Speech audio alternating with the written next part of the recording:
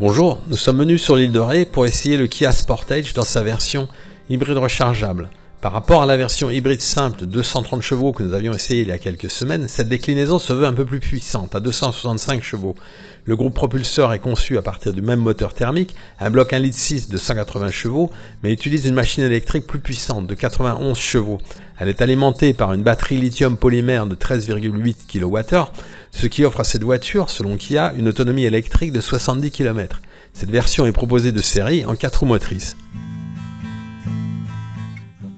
Disons-le tout de suite, comme tous les hybrides rechargeables, ce modèle n'a d'intérêt que si l'on recharge tous les jours, soit à la maison, soit au travail, pour pouvoir rouler au quotidien en tout électrique. Dans ces conditions, ce Sportage plug-in est parfait, notamment si l'on vit sur l'île de Ré et que l'on travaille à La Rochelle. On peut aller et venir sans émettre le moindre gramme de CO2. En revanche, si on laisse la voiture se recharger en roulant, autant choisir la version hybride simple, qui est à la fois moins chère et bien plus dynamique. Car cette version plug-in avec sa batterie accuse presque 2 tonnes sur la balance, soit 250 kg de plus que l'hybride simple. Cela impacte son comportement. Comme tous les SUV hybrides rechargeables, il est inutile de chercher à faire du rallye avec ce Sportage. Il prend du roulis-litre à une certaine inertie dans les virages.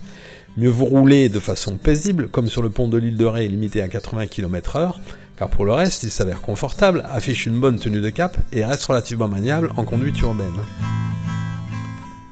Le Sportage est un modèle important pour Kia puisqu'il s'agit de son best-seller en Europe. Cette 5e génération, conçue par le Centre de style européen dirigé par le français Grégory Guillaume, a été conçue sur la même base que le Hyundai Tucson.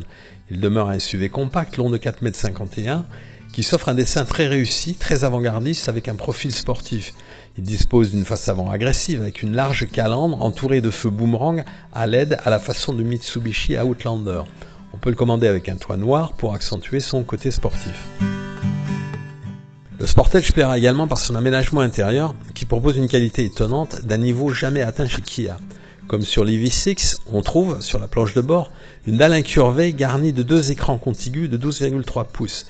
L'un sert à l'instrumentation qui est entièrement numérique et identique à celle de Hyundai. L'autre, au centre, sert à l'infodivertissement. Il est compatible avec Apple CarPlay et Android Auto. Sur l'écran de l'instrumentation, on apprécie l'image caméra des angles morts qui s'affiche à la place des compteurs lorsque l'on actionne les clignotants. On trouve une console centrale moderne avec une commande de mise en marche circulaire, un emplacement de recharge du smartphone par induction. De ce côté, Kia a vraiment haussé ses standards. Pour conduire ce Sportage, on dispose de 4 modes EV, c'est-à-dire 100% électrique pour le quotidien, hybride, automatique et sport.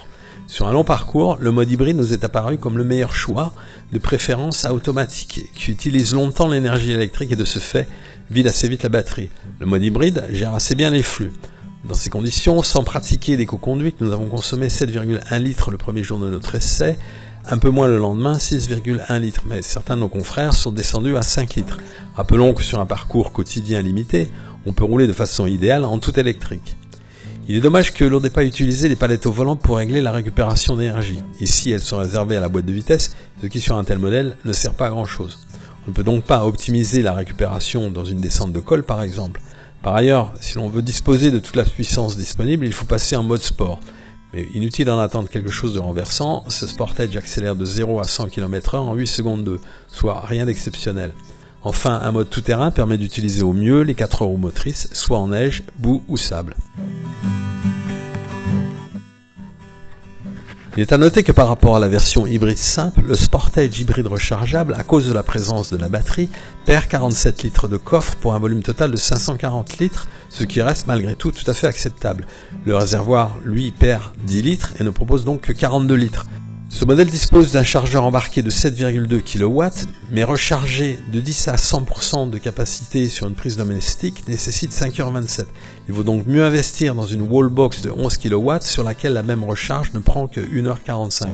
Ce modèle est proposé en 3 finitions, active pour 43 290 €, qui offre régulateur adaptatif couplé au GPS avec conduite dans les bouchons. La finition Design propose des démarrages sans clé pour 46 490 €.